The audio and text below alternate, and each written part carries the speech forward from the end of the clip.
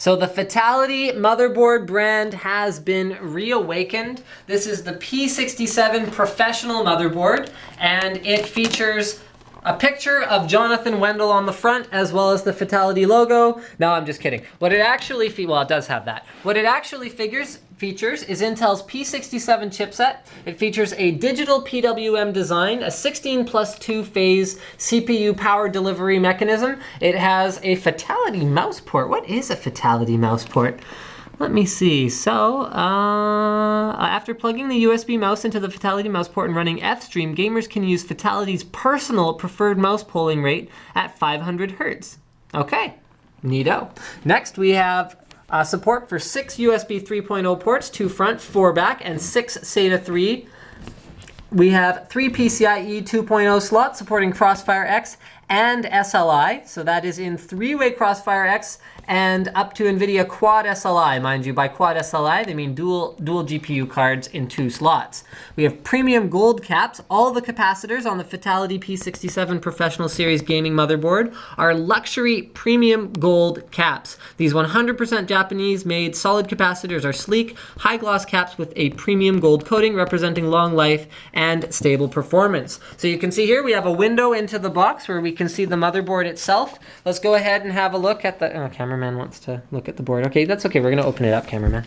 Okay, so we can have a look at the back of the board where they actually call out, wow, they actually do a fairly good job of summarizing the features of the board. I'm not gonna look at it now. What I'm actually gonna do is I'm gonna open it up and I will use the box as a reference as I'm doing my usual guide of the board. So first let's have a look at the accessories that we have here. Let's just figure out the packaging. I've opened a few motherboard packages in my day, so I think I can probably handle this. There we are. Okay, accessories, here we go. So we have a Fatal1ty setup guide.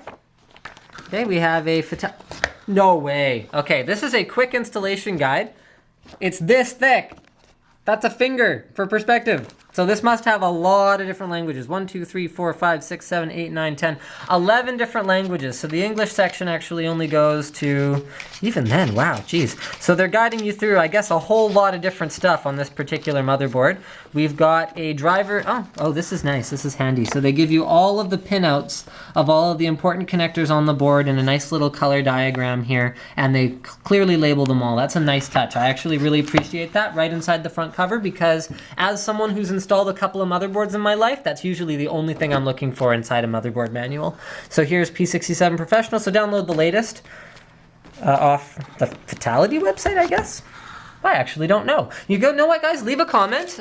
Leave a comment on the video if you know what website to throw away the disk and download the latest drivers from, please. Okay, here we have a USB 3.0 backplate bracket. All right, we have an I/O shield that is conveniently color-coded and labels the Fatal1ty mouse port right here. Okay, next we have, look at this, Ide and Floppy cables. It features Ide and Floppy, go figure. All right, here we have some SATA 3 6 gigabit per second cables, although I can tell you right now, there's likely no difference between these and any other SATA 2 cables. But there you go, they're certified, just in case you were uncertain. We have a Molex to SATA connector, power adapter, rather. We have an SLI bridge. Yep, SLI bridge in there. Next, we have front USB 3.0. Oh, I get it how this works. So you can actually decide whether you want to use the conveniently included 3.5-inch bay front USB 3.0 adapter, or you can take the bracket in here, install it in one of these, and have 2 more in the rear. That's actually a really clever, really flexible solution. I haven't seen that before. All right, let's get to the board itself. Hold on, I'm gonna make some room for a cameraman to be able to get around here and see it.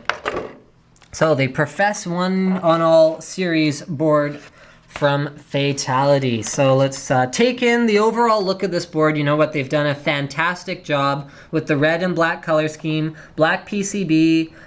You know what, the gold plated caps, for all their excessiveness, actually look really cool as part of the color scheme of this board. Like, come in and check those out. That actually looks really neat. Okay, so let's do our overall tour of the motherboard, starting with the CPU socket, as I usually do. So here's your LGA 1155 socket. So bear in mind this has support for Intel Core i3, Core i5, and Core i7 processors, only on LGA 1155 socket. It does not support onboard video because this is a P67 motherboard. You'll need an H67 motherboard for onboard video or a Z68.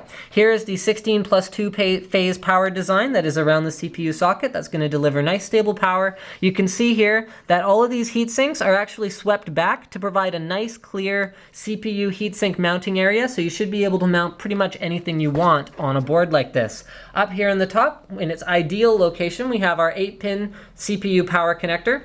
Moving along to the right, we've got 4 DDR3 dual channel slots. So these are using easy installation slots, which means you only have to clip in the one side. So we've seen that on ASUS motherboards as well as MSI motherboards in the past.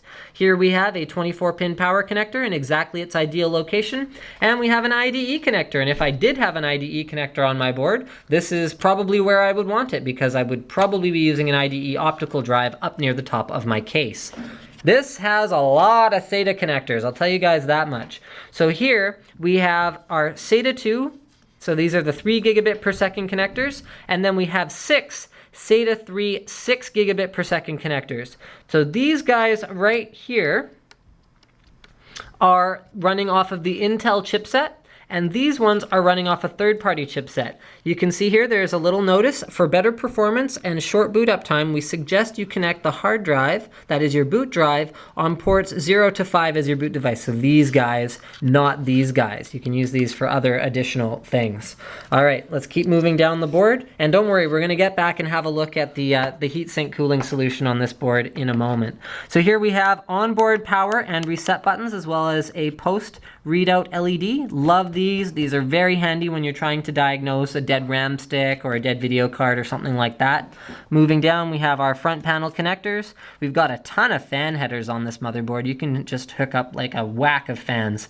1, 2, 3, 4, 5, 6. 6 fans that I can see. And I think that's all we got, but that's pretty darn good. Okay, we've got 4 USB 2.0 front headers, 1 USB 3.0 front header, and then we've also got a floppy connector for whatever reason we have that. I don't actually know. In terms of our, you never know, you might need it. Okay, so we've got our PCI Express layout. Looks pretty good so far. Because this is a high-end board, I actually really like this layout. So if you're using a single graphics card, they're assuming you're putting together a build that might just still have a legacy PCI card. So you're gonna go ahead and use this guy. If you're using dual graphics in a motherboard like this, hey, odds are pretty good you don't need any PCI. So you can go ahead and still make use of this PCIe 4X slot. Even though it's a physical 6X, you can actually see it's only wired up to 4X.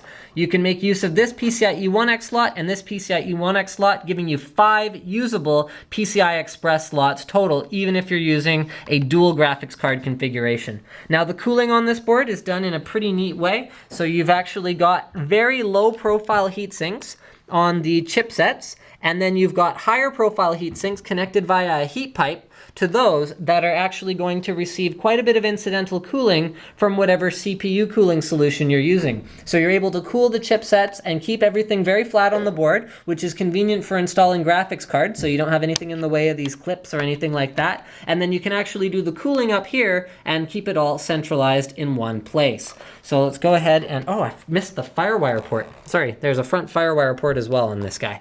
All right, moving along here.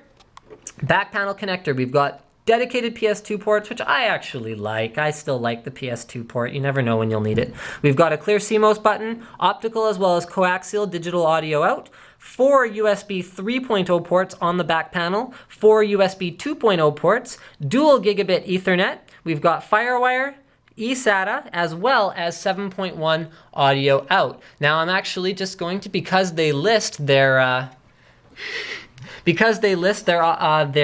features so neatly on the back of the motherboard box, I'm actually going to go ahead and tell you guys if I missed anything. So yeah, we've got full support for K-series unlocked processors, which I did not mention before, and I think that's pretty much it. I covered it pretty well then.